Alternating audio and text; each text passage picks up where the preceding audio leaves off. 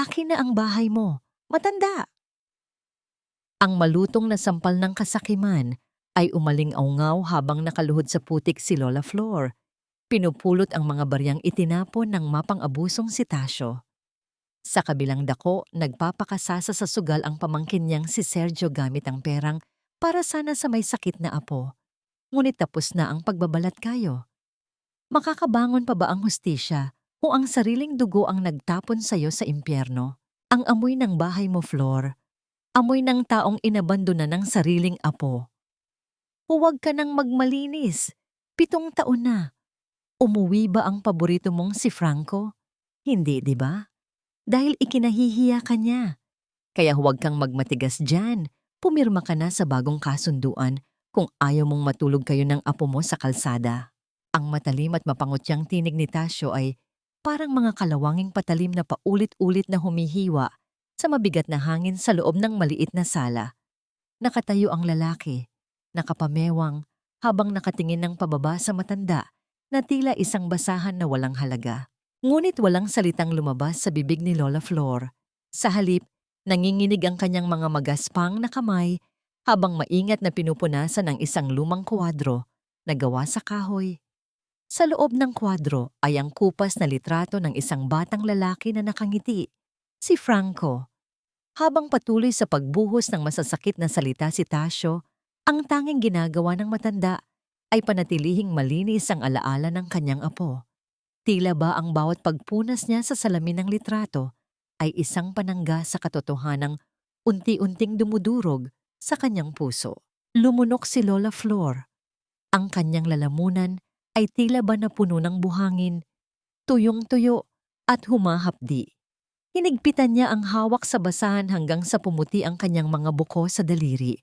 Nakagat niya ang kanyang ibabang labi para pigilan ang anumang hikbi na gustong kumawala. Hindi siya pwedeng umiyak. Ipinasok niya ang kanyang isang kamay sa bulsa ng kanyang duster. Kinakapa ang nag-iisang piraso ng matamis na candy na itinago niya para sa may sakit na apong si Mireya. Sa candy na yon niya ibinuhos ang lahat ng pait. Hindi baling siya ang tapakan at alipustain ng buong nayon, huwag lamang mawala ang bahay na ito. Dahil kapag naisipan ni Franco na umuwi, kailangang may maabutan itong tahanan. Malayo sa halimuyak ng lumang kahoy at alikabok ng probinsya, isang malamig at artipisyal na simoy ng aircon ang bumabalot sa isang malawak na opisina sa Maynila. Ang sahig ay kumikinang, sumasalamin sa karangyaan ng lugar. Nakaupo sa likod ng isang malaking mesa si Franco Vergara, nakasuot ng makisig na itim na suit. Ang kanyang muka ay seryoso, walang bakas ng emosyon, habang mabilis na pinipirmahan ang isang tseke na may nakasulat na halagang sapat na upang bumili ng isang bagong bahay. Iniabot niya ang tseke sa isang lalaking nakatayo sa kanyang harapan, ang kanyang tiyuhin na si Sergio. Tito, idiniposito ko na ang para sa buwan na ito, plus itong tseke para sa emergency fund. Siguraduhin mong mabibili ang pinakamagandang gamot para kay Lola at Mireya. Kapag kailangan i-admit sa private hospital, huwag mong titipirin. Mariin ngunit may halong pag-aalalang bilin ni Franco. Kinuha ni Sergio ang tseke. Ang kanyang mga mata ay saglit na kumislap sa labis na kasakiman bago mabilis na nagpalit ng isang mapagkumbabang ngiti. Oo naman, Franco. Ako na ang bahala. Huwag ka nang mag-alala. Nabibili namin ang lahat ng kailangan ng lola mo. Laging nagpapasalamat ang matanda sa mga padala mo. Tumango lamang si Franco, tinalikuran ng tiyuhin at humarap sa malaking salamin ng kanyang opisina kung saan tanawang nagtataas ang gusali ng syudad. Nang makalabas si Sergio, napahawak si Franco sa kanyang kaliwang dibdib. Napabuntong hininga siya. Sa kabila ng milyon-milyong ipinapadala niya pa uwi, bakit hindi mawala-wala ang kaba sa kanyang dibdib? Bakit tila may nagbabadyang unos sa likod ng katahimikan ng kanyang paglayo? Sa labas ng opisina, habang naglalakad sa pasilyo, mabilis na inilabas ni Sergio ang kanyang telepono. Idinikit niya ito sa kanyang tainga. Ang boses ay puno ng pananabik at pagmamadali. Hello? Boss? Oo, hawak ko na. Ihanda nyo na yung VIP table ko dyan mamayang gabi. Babawiin ko yung talo ko kahapon. Ang mga salitang yun ay kinain ng ingay ng syudad. Ngunit ang epekto nito ay parang isang laso na mabilis na gumagapang pabalik sa probinsya. Ang malamig na simoy ng gabi sa Maynila ay tila naging isang malupit na bagyo pagdating sa nayon. Ang katahimikan sa loob ng luma at tumutulong bahay ni Lola Flor ay biglang binasag ng isang malakas at nakakapasong ubo. Galing ito sa maliit na silid. Binitawan ni Lola Flor ang litrato ni Franco at patakbong pumasok sa kwarto. Tumambad sa kanya si Mireya, ang 7 taong gulang na apo, na nakahandusay sa sahig. Ang mga labi ng bata ay nangingitim, ang dibdib ay mabilis na umaangat baba, na tila naghahabol ng kakaunting hangin, hanggang sa tuluyan itong nawalan ng malay. Mireya! Diyos ko, ang bata! Niyakap ng matanda ang nanglalamig na katawan ng apo. Ang kanyang mga luha na buong araw niyang pinigilan ay tuluyan ng bumagsak. Binuhat niya ang bata sa kabila ng kanyang panghihina, lumabas ng bahay at sinuong ang walang awang buhos ng ulan. Tumakbo siya sa kalsada, nadudulas sa putik, habang nakayakap sa kanyang apo. Nakarating siya sa unang bahay at inihampas ang kanyang nanginginig na mga kamao sa pintuan na gawa sa yero. Paulit-ulit niya itong kinalampag. Tulong! Aling Marites, tulungan niyo kami! Ang apo ko! Sigaw niya, ang boses ay paos at puno ng desperasyon, ngunit walang sumagot. Nakita ni Lola Flor ang pagpatay ng ilaw mula sa loob ng bahay, isang malinaw na mensahe ng pagtalikod. Sa gitna ng dilim, sa ilalim ng malakas na ulan, napaluhod ang matanda sa putikan habang yakap-yakap ang apong unti-unting nauubusan ng hininga.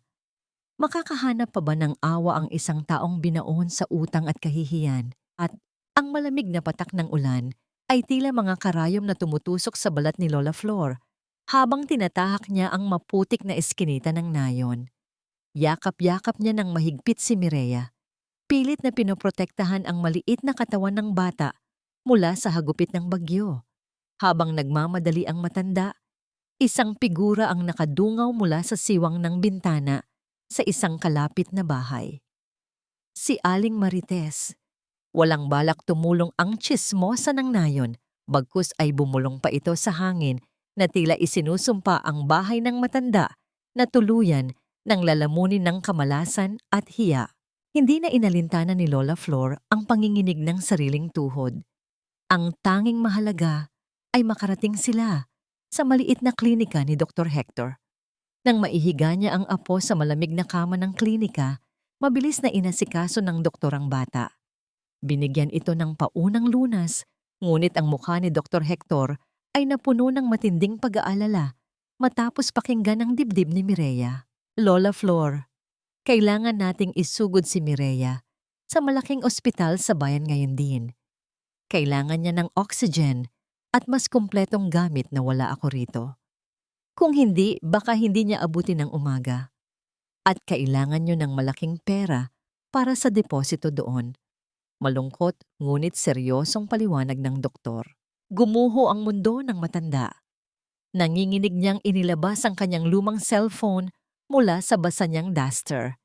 Pinindot niya ang numero ni Sergio, ang tanging pag-asa niya na makontak si Franco. Isang mahabang tunog lamang ang sumagot pabalik.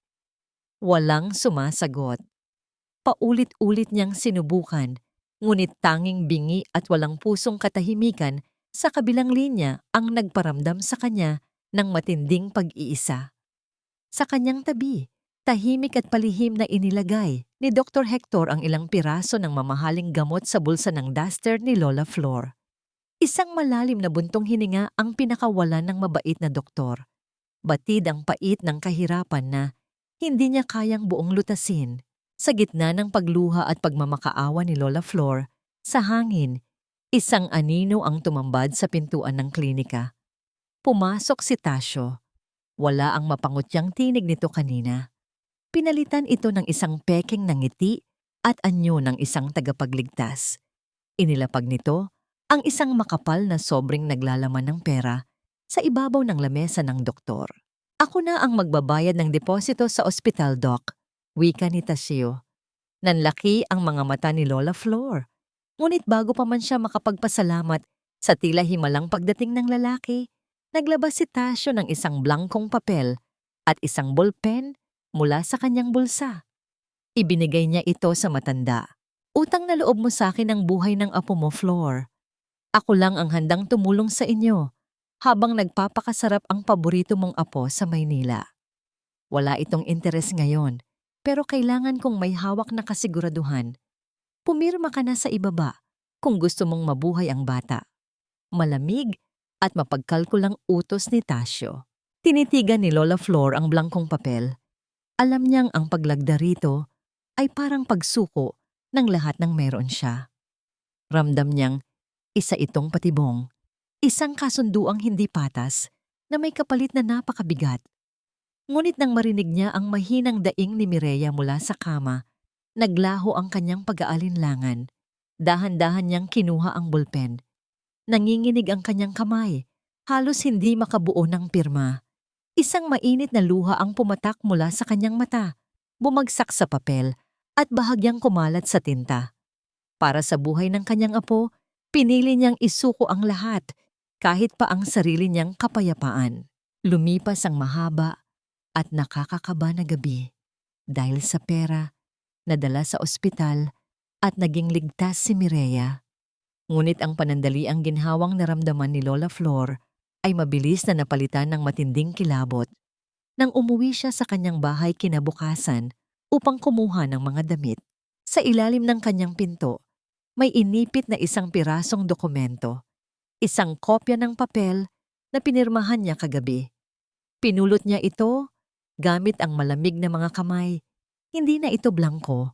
Sa itaas ng kanyang nanginginig na pirma, may mga linyang makinilyado na nagpatigil sa pagtibok ng kanyang puso. Bilang kapalit ng halagang nahiram, isinasangla ang buong lupa, ang bahay, at ang puno ng mangga. Tinitigan niya ang papel. Ang bahagi kung saan pumatak ang kanyang luha kagabi ay nanatiling malabo at nakakalat ang tinta. Isang masakit na alaala nang sandaling ipinagbili niya ang nag-iisang uuwian ni Franco. Ang tahimik na pag-andar ng sasakyan ay tila hindi sapat upang pakalmahin ang nag-aalab na kaba sa dibdib ni Franco.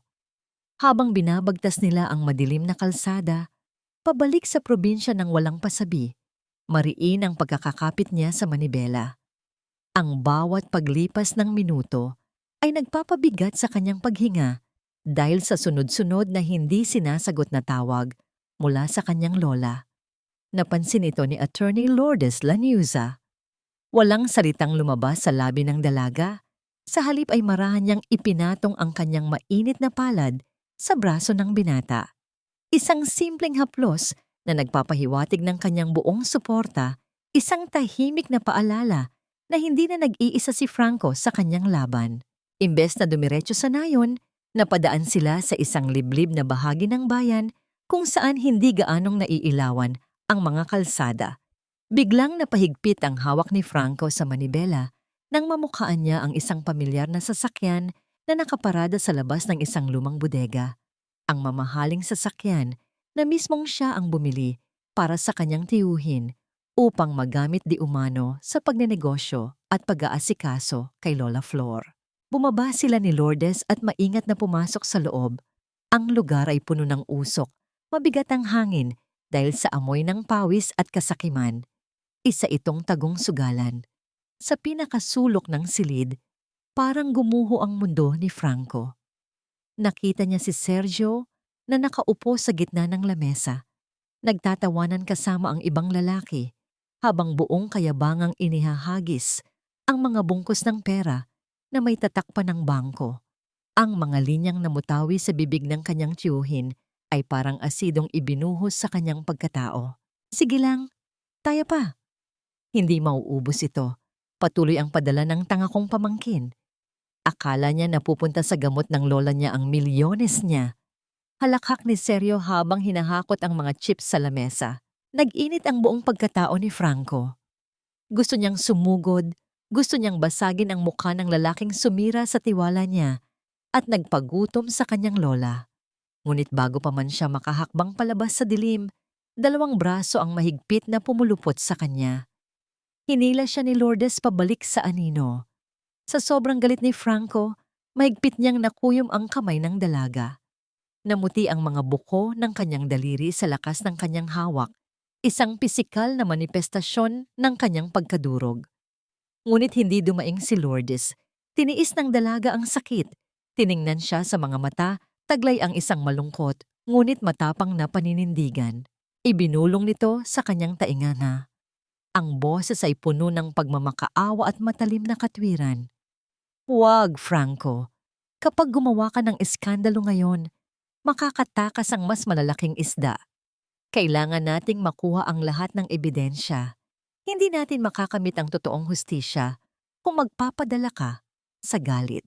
Sa likod ng nagtatawa ng grupo ni Sergio, mabilis na iginala ni Lourdes ang kanyang paningin at napansin ang isang pamilyar na bulto ng lalaki na nagbabantay sa pinto ng opisina ng sugalan. Isang lalaking kawangis ni Kapitan Berto ng kanilang barangay. May mas malalim at mas maduming koneksyon ng katiwalyang ito kaysa sa inakala nila. Unti-unting nakabawi ng sarili si Franco dahil sa init ng yakap ni Lourdes. Ang kanyang matinding galit ay napalitan ng isang malamig at mapanganib na pagtitimpi. Upang ilayo ang isip sa pagnanasang manakit ng tao, inilabas niya ang kanyang telepono at binuksan ang lihim na aplikasyon na konektado sa nakatagong kamera na ipinakabit niya sa poste sa labas ng bahay ni Lola Flor. Ngunit imbes na tahimik na gabi ang bumungad sa kanya, isang eksena ang nagpatigil sa pagdaloy ng kanyang dugo. Sa maliit na screen ng kanyang telepono, nakita niya ang malabong anino ng isang pamilyar na lalaki na may akay na mga tao. Nakatayo mismo sa tapat ng pintuan ng kanyang lola. Ang lalaking kilalang-kilala sa nayon na nagbabadya ng panibagong impyerno, si Tasio. Ang malamig na liwanag mula sa maliit na screen ng telepono ay pilit na nilalabanan ang kadiliman sa loob ng sasakyan, tumatama sa mukha ni Franco na unti-unting nawawalan ng kulay.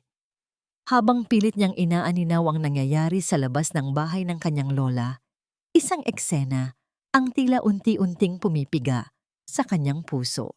Sa pamamagitan ng lente ng nakatagong kamera, kitang-kita niya ang pagbabago kay Lola Flor. Wala na ang malakas at masiglang matanda na nakagisnan niya. Ang nakatayo ngayon sa harap ng pintuan ay isang ginang na payat. Suot ang isang kupas at punit-punit na duster na tanging mga aspil na lamang ang nagdurugtong. Sa harap nito ay si Tasio, buong yabang na nakaduro ang daliri sa mukha ng matanda. At ang pinakamasakit na tanawin na halos bumulag kay Franco, nakita niya kung paano unti-unting iniyuko ng kanyang lola ang sarili. Halos lumuhod sa putikan upang magmakaawa sa taong linta ng kanilang nayon. Bawat pagyuko ni Lola Flor ay isang patalim na bumaon sa dibdib ni Franco. Bakit kailangang magdusa ng ganito ang taong nagpalaki sa kanya? Ano ang silbi ng kanyang mga milyones, ng kanyang mga negosyo at mamahaling sasakyan? Kung ang kaisa-isang babaeng nagmahal sa kanya, ng buo ay tinatrato na parang isang basahan, nabalot ng matinding pagkasuklam sa sarili ang binata. Pakiramdam niya, siya ang may kasalanan ng lahat ng ito dahil sa kanyang pagkabulag at labis na tiwala sa maling tao. Agad na inilayo ni Lourdes ang sasakyan mula sa lugar upang maiwasan ang anumang kapahamakan at dinala nila ito sa isang ligtas na bahay sa kabilang bayan na inihanda na ng dalaga. Pagpasok nila sa loob ng maliit ngunit maayos na silid, tuluyan nang nanghina ang mga tuhod ni Franco. Napaupo siya sa gilid ng kama, ang 2 kamay ay nakasabunot sa kanyang sariling buhok habang ang kanyang buong katawan ay nanginginig sa matinding puot at paghihinagpis. Walang pag-aalinlangang lumapit si Lourdes. Umupo siya sa tabi ng binata at dahan-dahang hinawakan ang mga kamay nito upang ilayo sa kanyang ulo. Kinuha ng dalaga ang isang malinis na panyo at maingat na pinunasan ang malamig na pawis at mga luhang nagsisimulang mamuo sa mga mata ng lalaki. Iiyak mo lang, Franco. Huwag mong kimkimin. Nandito ako. Malambot at puno ng pangunawang bulong ni Lourdes. Sa mga salitang iyon, gumuho ang pader ng emosyon na matagal nang itinatayo ni Franco. Ibinagsak niya ang kanyang ulo sa balikat ng dalaga. At doon, ang taong kinatatakutan at ginagalang sa mundo ng negosyo ay humagulgol na parang isang batang nawawala. Hinagod lamang ni Lourdes ang likod ng binata. Ipinaparamdam sa kanya na ang pagiging mahina sa mga oras na ito ay hindi isang pagkatalo, kundi isang hakbang patungo sa pagbangon. Matapos ang mahabang pagluha, unti-unting nag-iba ang paningin ni Franco. Ang sakit ay napalitan ng isang yelong determinasyon. Ipinangako niya sa kanyang sarili at kay Lourdes na hindi niya gagamitin ang dahas. Sa halip, gagamitin niya ang batas upang hubaran ng dignidad at kayamanan ang lahat ng nanakit sa kanyang pamilya. Pagsapit ng lawalim ng gabi, habang tahimik na nagmamasid si Franco sa screen ng kanyang telepono, isang di inaasahang pangyayari ang pumukaw sa kanyang atensyon. Isang anino ng babae ang palihim na naglakad patungo sa pintuan ng bahay ni Lola Flor. Sa tulong ng ilaw mula sa poste, namukha niya ito. Si Hilaria, ang asawa ni Tasio. Nanginginig ang mga kamay ng ginang habang inilalapag ang isang maliit na supot ng bigas at ilang delata sa tapat ng pinto. Bago ito mabilis na tumakbo palayo na tila may pinagtataguan. Isang palaisipan kung bakit tinutulungan ng asawa ng demonyo ang biktima nito. Ngunit ang anumang munting pag-asa mula sa supot ng bigas ay mabilis na naglaho pagsapit ng umaga. Sa pagbabalik ng araw, nagpakita muli sa kamera si Tasio, mas mayabang at mas mapanganib. Rinig na rinig mula sa mikropono ng kamera ang malakas nitong boses na ipinagsisigawan sa harap ng nakapinid na pinto ng matanda. Bukas, araw ng pista sa nayon. Kapag wala kang inabot na bayad sa akin bukas, Flor, humanda ka. Ipapahiya kita sa buong barangay at kaladkad kitang ilalabas sa bahay na yan. Ang salitang pista ay naiwan sa hangin. Isang banta ng parating na dilubyo. Sa loob ng sumunod na ilang araw, ang maliit na ligtas na bahay ay naging sentro ng isang tahimik na giyera. Habang ang buong nayon ay abala sa paghahanda para sa nalalapit na pista, walang tigil ang pagkalap ng ebidensya ni Attorney Lourdes. Sa pamamagitan ng kanyang matalas na isip at mga koneksyon, isa-isa niyang hinukay ang mga nabubulok na lihim ng bayan. Natunton niya ang mga pekeng titulo, ang patong-patong na interes na higit pa sa itinakda ng batas, at ang pinakamalala sa lahat, ang mga bank record na nagpapatunay na tumatanggap ng malaking suhol si Kapitan Berto mula kay Tasio upang magbulag-bulagan sa mga pang-aabuso nito. Sa kabilang banda, ginamit ni Franco ang kanyang yaman sa isang maparaan at tahimik na hakbang. Sa tulong ng mga ahente sa Maynila, lihim niyang binili ang lahat ng lupang nakapaligid sa bahay ni Lola Flor. Wala siyang iniwang espasyo para sa mga taong nagtangkang magpalayas sa kanyang lola. Ngunit habang umiikot ang makinarya ng hustisya sa dilim, isang mas malupit na lason ang kumakalat sa liwanag ng araw. Ang dila ng mga tsismosa. Sa harap ng tindahan, walang pakundangang nagkakalat ng kwento si Aling Marites. Ipinalalabas ng ginang na ang mga perang ipinadadala ni Sergio sa nayon ay galing di umano sa maruming trabaho ni Franco.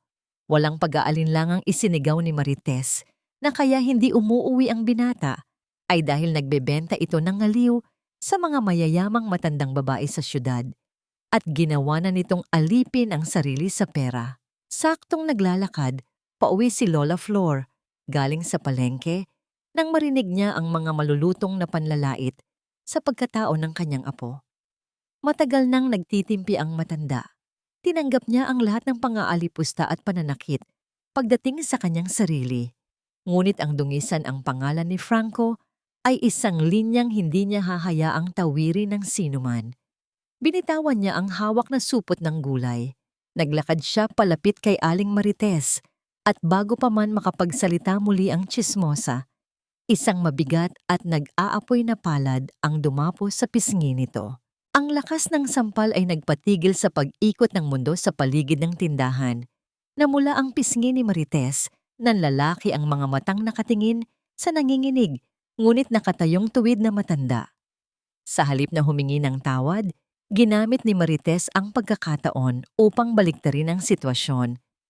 Tinawag niyang baliw at mapanakit si Lola Flor. Mula ng araw na yon, tuluyan ng itinakwil ng buong nayon ang matanda. Walang bumabati, walang nagbebenta sa kanya ng pagkain, at lahat ay inilalayo ang kanilang mga anak kapag dumadaan siya. Masakit ang pisikal na sugat, ngunit mas nakamamatay ang pagtalikod ng mga taong itinuring mong kapwa. Samantala, sa loob ng malamig at madilim na bahay ni Natasio, isang kakaibang himagsikan ang unti-unting namumuo. Matapos maglakas loob na mag-iwan ng bigas sa pinto ni Lola Flor, sinubukan ni Hilaryang pakiusapan ang kanyang asawa. Nagmakaawa siyang tigilan na ang matanda dahil naawa siya sa kalagayan ni Mireya. Ngunit ang sagot ni Tasio ay isang malupit na paghampas na nagpatumba kay Hilaria sa sahig ng kanilang sala. Niyakap ng ginang ang sarili habang naririnig ang iyak ng kanilang anak sa kabilang kwarto. Habang nakatingin sa sapatos ng kanyang mapang-abusong asawa, isang mapait na katotohanan ang gumising sa kanyang isipan. Hanggat pinoprotektahan niya ang demonyo, walang katapusang impyerno ang mararanasan ng kanyang anak. Sa mga luhang pumatak sa sahig, tumubo ang isang matibay na desisyon ng pagtataksil para sa kabutihan. Bisperas ng pista. Sa isang tagong kainan sa bayan, inabot ni Franco ang isang makapal na folder sa isang lalaking nakasuot ng uniforme, si Police Captain Matias de Leon, isa sa iilang natitirang tapat na pulis sa probinsya. Matapos basahin ang mga dokumento at makita ang mga ebidensya ng panghuhuthot, tumango ang kapitan. Handa na ang patibong, legal, walang butas, at nakamamatay. Pumatak ang malalim na gabi. Sa probinsya, lumabas si Lola Flor sa kanyang likod bahay at lumapit sa malaking puno ng mangga. Hinaplos niya ang magaspang na balat ng puno na tila kinakausap ito. Dito madalas maglaro si Franco noong bata pa siya. Ipikit man niya ang kanyang mga mata. Tanggap na niyang baka ito na ang huling gabi na masisilayan niya ang kanilang tahanan. Ngunit ipinangako niya sa sarili, hindi siya pipirma at hindi siya aalis ng walang laban. Sa parehong oras sa syudad, nakatayo si Franco sa harap ng malaking salamin. Sinuot niya ang kanyang pinaka-formal at madilim na suit. Inayos niya ang kanyang kurbata. Ang kanyang mga mata ay kasing lamig ng yelo at kasing talim ng patalim. Pumasok si Lourdes sa silid, nakasuot din ng formal na kasuotan ng isang abogada. Nagkatinginan sila. Wala nang kailangang sabihin. Oras na para maningil. Malamig na sambit ni Franco. Ilang minuto ang lumipas, 3 itim at naglalakihang sasakyan ang sabay-sabay na umandar mula sa parking lot ng gusali. Ang mga makina nito ay tila mga nagngangalit na halimaw na bumabasag sa katahimikan ng gabi. Mabilis na binabagtas ang mahabang kalsada patungo sa isang nayon na walang kamalay-malay na parating na ang delubyo ng katotohanan. Ang makukulay na banderitas na nakasabit sa bawat poste ng nayon ay tila nagdiriwang, sumasabay sa masayang musika ng pista mula sa plaza. Ngunit sa loob ng bakuran ni Lola Flor, ang hangin ay mabigat, mainit at puno ng nakakasakal na pangamba.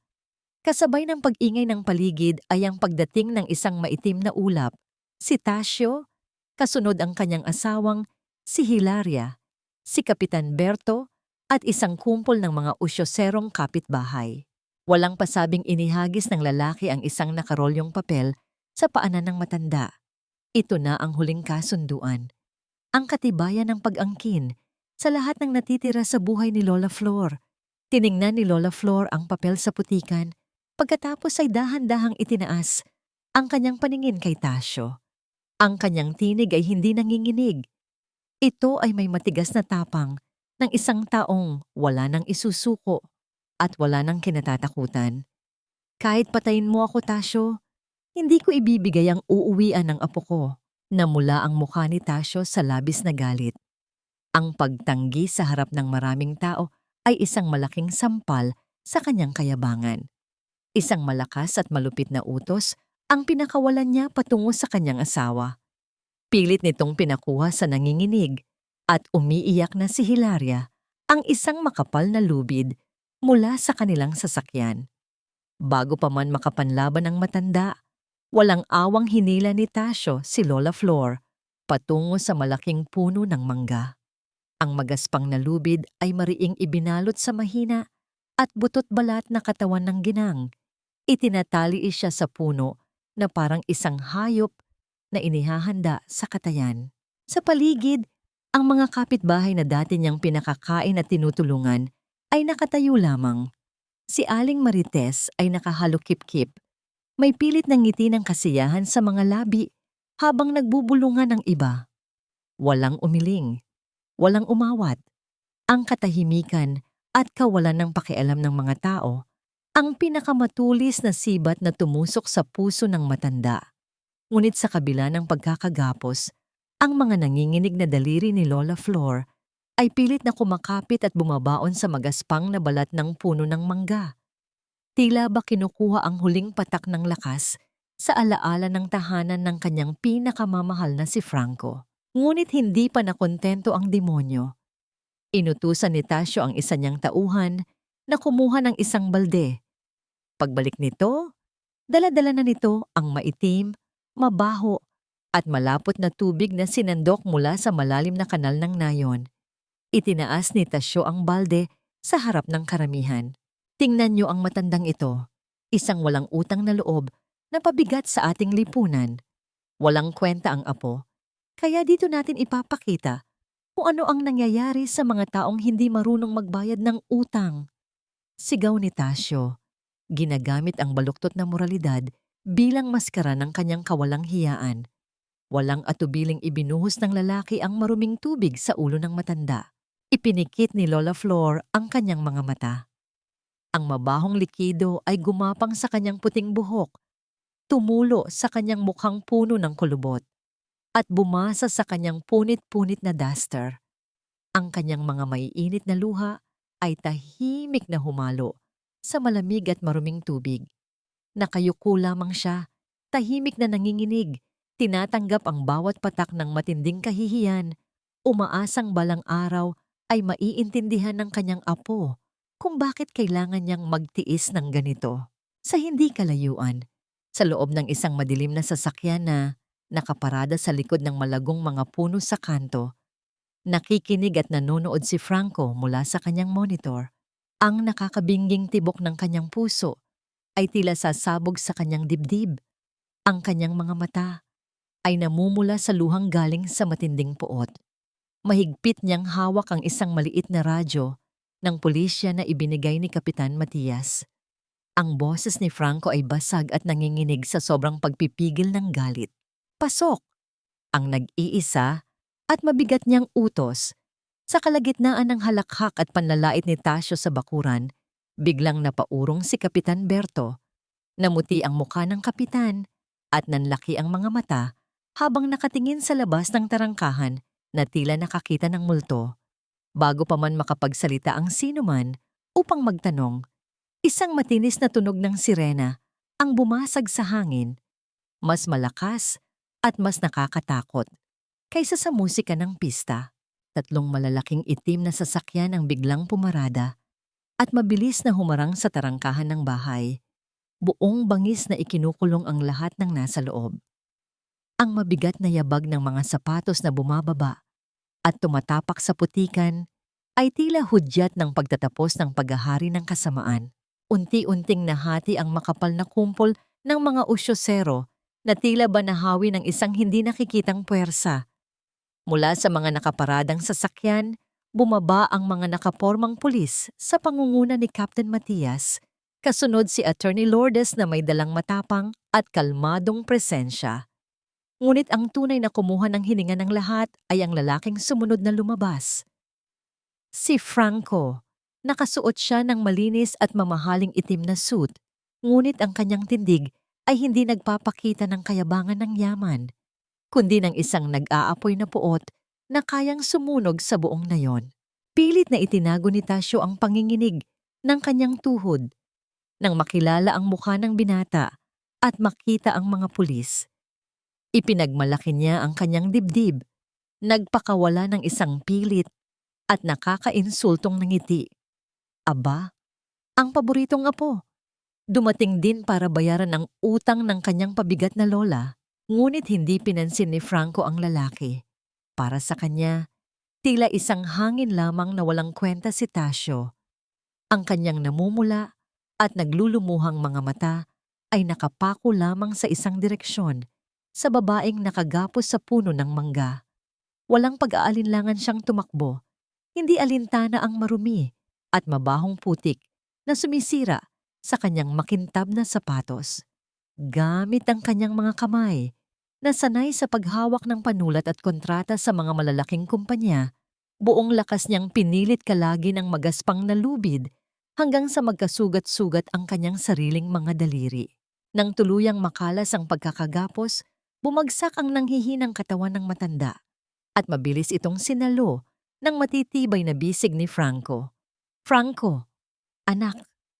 Ang basag at paos na tinig ni Lola Flor ay tila yelo na tumunaw sa matigas na puso ng binata. Tuluyan nang lumuhod si Franco sa maitim at mabahong putikan. Wala siyang pakialam kung marumihan ang kanyang kasuotan. Kinuha niya ang nanginginig at maruming kamay ng matanda.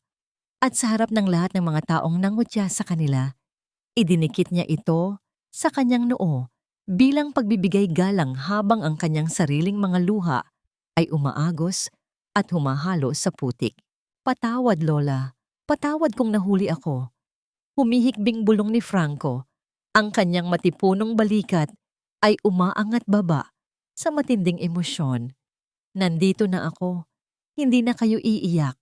Mabilis na hinubad ni Franco ang kanyang mamahaling suit jacket at maingat itong ibinalot sa giniginaw at basang-basang balikat ng kanyang lola.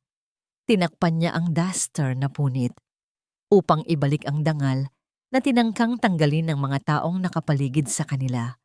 Niyakap niya ang matanda ng mahigpit, ibinibigay ang init ng kanyang pagmamahal upang pawiin ang lamig ng pang-aabuso.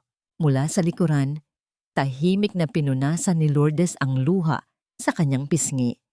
Ang kanyang puso ay umaapaw sa pagmamalaki para sa lalaking mahal niya na sa kabila ng yaman ay nanatiling mapagkumbaba para sa pamilya. Tiningnan niya si Captain Matias at nagbigay ng isang mariing tango. Habang nakatuon ang atensyon ng lahat sa madamdaming pagyayakapan ng maglola, isang anino ang palihim na naglalakad ng patalikod palayo sa kumpol ng mga tao. Si Sergio, balot ng takot at pag-aalinlangan, ay nagmamadaling tumakas bago pa bumagsak ang kalbaryo sa kanyang ulo. Walang sinayang na oras ang mga pulis. Mabilis silang lumapit kay Tasyo, hawak ang kumikinang at malamig na posas. Nagpumiglas ang mapang-abusong lalaki, nanlilisik ang mga mata habang pilit na inilalayo ang kanyang mga braso. "Anong ginagawa niyo? Wala kayong ebidensya. Utang niya yan. Ako ang tama rito." Ang nagngangalit na sigaw ni Tasyo sa gitna ng pagkalito ng mga tsismosang kapitbahay na ngayon ay tahimik na nakayuko sa takot. Ngunit ang kanyang pag-aamok ay mabilis na pinutol ng isang matatag at malamig na tinig ng isang babae. Isang tinig na may dalang talim ng batas at katotohanan. Humakbang pasulong si Attorney Lourdes. Ang kanyang mga takong ay mariing bumaon sa lupa at tila sinasadyang tumapak sa nakarolyong papel na itinapon ni Tasyo kanina. Hawak niya ang isang makapal na folder at ang kanyang tindig ay nagpapahiwatig na siya ang nagdadala ng huling hatol. "Mayroon kaming sapat na ebidensya para ikulong ka ng matagal, Tasyo." Matalim at rasyonal na panimula ng abogada. Inilabas niya ang mga dokumento at ipinakita sa mga nakapaligid. Ito ang mga kopya ng pekeng kontrata, mga resibo ng patong-patong na interes na labag sa batas, at ang pinakamalala, ang mga bank records na nagpapatunay na sinusuhulan mo ang mga opisyalis ng barangay para protektahan ang ilegal mong negosyo. Nang marinig ang salitang suhol, nanlambot ang mga tuhod ni Kapitan Berto na nakatayo sa likuran ng kumpol ng mga tao. Bumagsak siya sa putikan, ang kanyang mga kamay ay nanginginig habang pilit na humihingi ng awa. Unti-unting napagtanto ng mga kapitbahay ang malalim na katiwalian na mismong kapitan nila ang nagsilbing protektor ng nagpapahirap sa kanila. Bago pa man makasagot si Tasyo, isang kalabog ang umagaw sa atensyon ng lahat. Mula sa kanto, 2 pulis na nakasibilyan ang naglalakad habang kaladkad ang isang lalaking pilit nagpupumiglas. Inihagis nila ito sa harapan ni Franco. Si Sergio. Basang-basa ng pawis ang kanyang mukha, ang kanyang mga mata ay nanlalaki sa takot habang nakatingin sa mga posas. Franco, pamangkin, maawa ka sa akin. Pinilit lang ako ng sitwasyon. Tinakot ako ng mga nagpapautang sa pasugalan. Humahagulgol na pagmamakaawa ni Sergio habang nakaluhod sa putik. Hindi nag-iba ang ekspresyon ni Franco. Tinulungan niyang tumayo si Lola Flor. Ipinasa ang pag-aalaga nito kay Lourdes at dahan-dahang lumapit sa kanyang tiyuhin. Ang bawat hakbang niya ay parang mabigat na bato na dinudurog ang pag-asa ng lalaki. Tinitigan niya ito nang may matinding pandidiri na tila nakatingin sa isang nabubulok na basura. Hindi kita ipapakulong, Sergio, malamig at mabagal na wika ni Franco. Saglit na gumaan ang mukha ng tiyuhin, ngunit ang susunod na mga salita ay tila nagpabagsak muli ng mundo nito. Dahil ang kulungan ay masyadong madali para sa iyo. Pagbabayarin kita hanggang sa huling sentimo na ninakaw mo kay Lola. Mula ngayon, ipagbibili mo ang lahat ng ari-arian mo. Magtatrabaho ka ng walang pahinga hanggang mabayaran mo ang buhay at dugong ninakaw mo sa sarili mong ina. Pumihit si Franco patalikod, tinatalikuran ng pag-iyak at pagtangis ng sariling dugo. Ang kanyang katahimikan ay ang pinakamalakas na kaparusahan. Habang nangyayari ito, hindi pinalampas ng kanyang mga mata si Aling Marites. Ang tsismosa na kanina lamang ay nakangiti, ngayon ay pilit na itinatago ang muka sa likod ng isang kapitbahay. Nanginginig sa takot na balikan siya, ngunit tiningnan lamang siya ni Lola Flor nang may malalim na kalungkutan. Walang galit sa mata ng matanda, isang tahimik na pagpapatawad na lalong dumurog sa konsensya ni Marites dahil alam niya na hindi siya karapat-dapat doon. Ang pagbaliwala sa kanya ay ang pinakamabigat na parusa sa kanyang tsismosang dila. Samantala, nang maramdamang wala na siyang kawala habang kinakabitan ng posas ng mga pulis, sinubukan ni Tasyo ang huling desperadong hakbang ng isang duwag. Itinuro niya ang asawang si Hilaria na tahimik na umiiyak sa isang tabi habang yakap ang kanilang anak. Hindi ako ang gumawa niyan. Si Hilaria. Siya ang nagtali sa matanda. Siyang tanungin niyo, "Yo, utos ko lang yon." Pero siya ang nagpasya. Walang hiyang sigaw ng lalaki. Nagkatinginan si Lourdes at Captain Matias. Dahan-dahang lumapit ang pulis kay Hilaria. Ang lahat ng mata sa bakuran ay nakatutok sa ginang na matagal nang naging sunod-sunuran sa kalupitan ng kanyang asawa. "Mrs., seryosong tanong ng pulis, totoo bang ikaw ang may pakagagawa nito? Nakahanda ka bang akuin ang kasalanan ng asawa mo?" Sa isang mahabang sandali, tanging ang tunog ng paghikbi ng bata at ang mabigat na paghinga ng mga tao ang naririnig. Unti-unting inangat ni Hilaria ang kanyang mukha. Wala na ang takot. Wala na ang asawang bulag na sumusunod. Ang tanging nakikita ngayon ay ang matapang na paninindigan ng isang ina na nais linisin ang kinabukasan ng kanyang anak. Tiningnan ni Hilaria ng diretso sa mga mata ang kanyang asawa.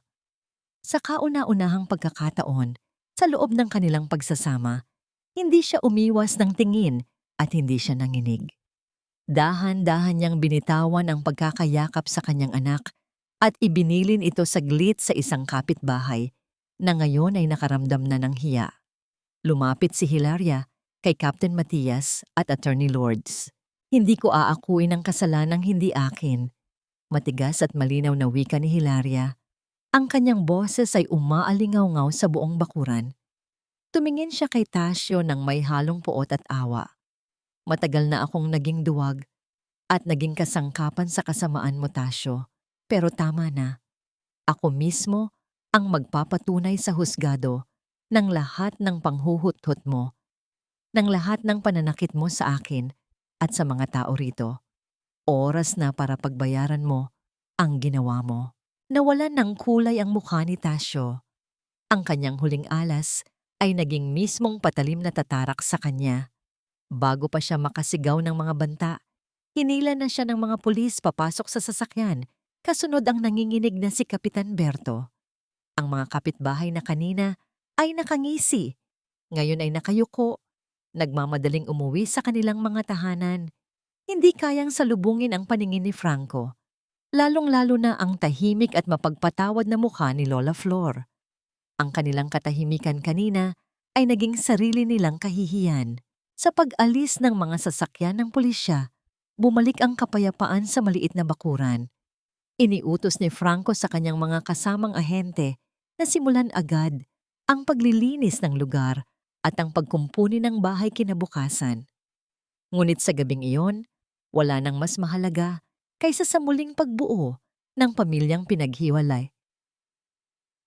Pinaghiwalay ng kasinungalingan sa loob ng tahanan, sa ilalim ng malamlam na liwanag ng isang lumang bombilya, tahimik na nakaupo si Lola Flor sa gilid ng kanyang kama. Maingat na pinupunasan ni Lourdes ng mainit at malinis na tuwalya ang mga braso at paa ng matanda. Ang bawat haplos ng abogada ay puno ng paggalang at pagmamahal. Si Franco naman ay nakaluhod sa sahig, hawak ang isang palanggana ng maligamgam na tubig at maingat na hinuhugasan ang mga paa ng kanyang lola. Ito ang unang pagkakataon matapos ang 7 taon na muling naranasan ni Lola Flor ang ganitong kalinga. Patawad, Lola, kung naniwala ako na sapat na ang pera. Basag ang tinig ni Franco habang pinagmamasdan ang mga sugat at kalyo sa paa ng matanda. Akala ko kapag naibigay ko ang lahat ng pangangailangan nyo, mababawi ko ang mga taong wala ako rito. Naging bulag ako. Hinaplos ni Lola Flor ang buhok ng kanyang apo, walang galit, tanging walang hanggang pangunawa ng isang ina, at lola ang bumalot sa kanyang mga salita. Huwag mong sisihin ang sarili mo, Franco. Ang mahalaga, narito ka na. Ang tahanang ito, kahit gaano kaliit at kaluma, ay laging magbubukas para sa iyo. Iyon lamang ang gusto kong ipaglaban. Habang pinagmamasdan ni Lourdes ang maglola mula sa isang tabi, hindi niya mapigilang mapangiti kahit may luha sa kanyang mga mata. Naramdaman niya ang isang magaan na yakap sa kanyang balikat nang tumayo si Franco. Inilapit ng binata ang kanyang mukha sa dalaga. Ipinaparamdam ang tahimik na pasasalamat para sa pagiging angkla niya sa kalagitnaan ng bagyo. Hindi na nila kailangan ng matatamis na salita. Ang kanilang pagmamahal ay nakaugat sa paninindigan na hindi kailanman nila iiwan ang isa't isa kahit sa pinakamadilim na bahagi ng buhay. Isang buwan ang lumipas, tila nagising ang nayon mula sa isang mahaba at madilim na panaginip. Ang luma at sira-sirang bahay ni Lola Flor ay napalitan ng isang matibay at maaliwalas na konkretong bahay. Ang pinakamahalagang balita sa lahat, matagumpay na naoperahan si Mireya sa Maynila. At ngayon, ay masayang naghahabulan sa bakuran, malusog at puno ng sigla. Naging mas tahimik ang mga tsismosa sa nayon. Si Aling Marites ay hindi na naglalabas ng mga malulutong na kwento dahil tuwing nagkakatitigan sila ni Lola Flor, ang laging isinusukli ng matanda ay isang mainit na ngiti. Isang ngingiti na nagpapaalala kay Marites ng kanyang sariling kapangitan ng ugali. Si Hilaria, kasama ang kanyang anak, ay sinimulan ang bagong buhay sa pamamagitan ng isang maliit na patahian na tinulungang pondohan ni Franco bilang gantimpala sa pagtindig nito para sa katotohanan. Isang ginintuang liwanag ang bumalot sa buong nayon nang sumapit ang hapon. Ang init ng araw ay hindi na nakapapaso, kundi nagdadala ng isang banayad at nakapapawing pagod na yakap. Sa ilalim ng malaking puno ng mangga, Tahimik na nakaupo si Lola Flor sa isang bagong gawang upuang gawa sa semento. Puno ng kagalakan ang kanyang mga mata habang pinagmamasdan si Mireya na malayang nagtatakbo sa malawak at malinis nilang bakuran. Walang anumang bakas ng sakit na muntik ng kumitil sa buhay ng bata. Isang figura ang maingat na pumasok mula sa bukas na tarangkahan, si Hilaria. Dala ng ginang ang isang maliit na basket na puno ng bagong lutong tinapay mula sa kanyang maliit na negosyo. Wala na ang bakas ng takot at panginginig sa kanyang mga mata. Ang nakatayo ngayon ay isang babaeng natagpuan ng sariling halaga. Dahan-dahan siyang lumapit kay Lola Flor at magalang na inilapag ang basket sa mesa. Sa isang tahimik na pag-uusap na hindi na nangangailangan ng maraming salita, hinawakan ni Lola Flor ang mga kamay ni Hilaria. Isang mahigpit na pisil at isang mainit na ngiti ang isinukli ng matanda. Isang patunay na ang pagpapatawad ay iginagawad sa mga taong handang itama ang kanilang mga pagkakamali. Nagpaalam si Hilaria nang may magaan na dibdib, handang harapin ang bukas nang may malinis na konsensya. Sa hindi kalayuan, nakasandal si Franco sa malaking katawan ng puno ng mangga. Ang kanyang formal at madilim na kasuotan noong mga nakaraang linggo ay napalitan na ng isang simpleng puting kamisa at maong, tanda ng paghubad niya sa kanyang malamig na baluti. Lumapit si Lourdes sa kanyang tabi, dala ang 2 baso ng malamig na inumin. Inabot ito ng binata, ngunit bago pa man makalayo ang dalaga, marahan niyang hinawakan ang kamay nito. Walang pag-aalinlangang pinagsalikop ni Franco ang kanilang mga daliri, mahigpit, mainit at puno ng kasiguraduhan. Tiningnan niya si Lourdes, ang mga mata ay nag-uumapaw sa isang damdaming matagal niyang pinigilan. Salamat, Lourdes. Malalim at tapat na bulong ni Franco. Ang kanyang tinig ay tila musika sa pandinig ng dalaga. Salamat. Dahil tinuruan mo akong lumaban nang hindi nagiging halimaw. Kung wala ka, baka hinayaan kong kainin ako ng galit at nawala sa akin ang natitira kong pamilya. Tipid na ngumiti si Lourdes. Ipinatong niya ang kanyang ulo sa malapad na balikat ni Franco, nakikinig sa payapa at regular na tibok ng puso ng lalaki. Bilang tugon, yumuko si Franco at iginawad ang isang malambot at magalang na halik sa noo ng dalaga. Isang tahimik na pangako ng pag-ibig na hindi kailanman mananakit o mangiiwan. Wala nang masasarap pa sa pakiramdam ng pagmamahal na nakaugat sa respeto at kaligtasan. Sa ibaba ng kanilang mga kamay na magkahawak, sa mismong bahagi ng puno kung saan ibinaon ni Tasyo ang magaspang na lubid, makikita ang isang malalim na hiwa sa balat ng kahoy. Ngunit imbes na itago ang sugat na ito, tinalian ito ni Franco ng isang makulay na pulang laso. Ang bakas ng pang-aabuso ay naging simbolo ng kanilang tagumpay at katatagan. Sinasabi nila na ang panahon ang pinakamagaling na manggagamot, ngunit ito rin ang pinakamatapat na hukom. Sa paglipas ng mga buwan, ang tahimik na nayon ay nagpatuloy sa pag-ikot, dala ang mga aral na inukit ng isang malupit na bagyo. Nagpatawad ba si Lola Flor? Oo. Pinatawad niya ang mga kapitbahay na nagbingi-bingihan at nagbulag-bulagan noong mga panahong siya ay pinapahiya. Naintindihan niyang ang pagtatanim ng galit ay parang pag-inom ng lason na inaasahang makakapatay sa iba. Sa pamamagitan ng pagpapatawad, pinalaya niya ang kanyang sarili mula sa kulungan ng kapaitan. Ngunit ang pagpapatawad ay hindi nangangahulugan ng pagkalimot sa hustisya. Sa isang malapit na paggawaan ng blok, makikita si Sergio sa ilalim ng tirik na araw. Ang kanyang mga balikat ay nakukuba sa pagbubuhat ng mabibigat na semento. Ang mukha ay sunog at puno ng pawis. Bawat sentimong kinikita niya ay otomatikong ibinabawas sa kanyang napakalaking utang. Walang galit sa parusang ito, kundi isang mahigpit na paalala mula kay Franco na ang pananagutan ay hindi tinatakasan. Ito ay binabayaran ng sariling pawis at dugo. Natagpuan ba nila ang kapayapaan? Ang sagot ay makikita sa bawat sulok ng tahanan sa ilalim ng puno ng mangga. Ang bahay na dating simbolo ng utang, pang-aabuso at kahihiyan ay tuluyan ng naging isang tunay na santuaryo. Wala nang takot, Sa pagkatok sa pinto, wala nang pangamba sa pagpatak ng ulan.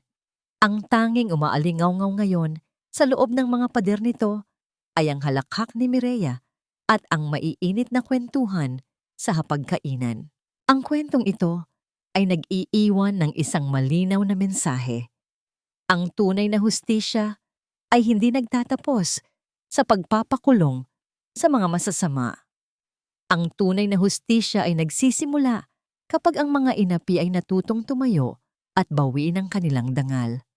At higit sa lahat, ang pagmamahal sa pamilya ay hindi kailanman masusukat sa dami ng perang ipinapadala mula sa malayo. Ang tunay na pag-ibig ay ang pagiging naroroon, ang mahigpit na yakap kapag malamig, ang pagkapit sa kamay kapag madilim, at ang sabay na pagharap sa anumang unos na darating. Lumiit ang sinag ng araw, nag-iiwan ng kulay kahel na kalangitan. Nakaupo si Lola Flor sa kanyang upuang bato. Mula sa kanyang pwesto, pinagmamasdan niya si Franco na maingat na isinusuot ang kanyang sariling jacket sa balikat ni Lourdes dahil sa lumalamig na hangin ng dapit hapon. Isang payapa at buong ngiti ang sumilay sa labi ng matanda. Wala na siyang mahihiling pa. Sa wakas, ang kanyang paboritong apo ay nakauwi na. At sa pagkakataong ito, hindi na siya muling aalis ng mag-isa.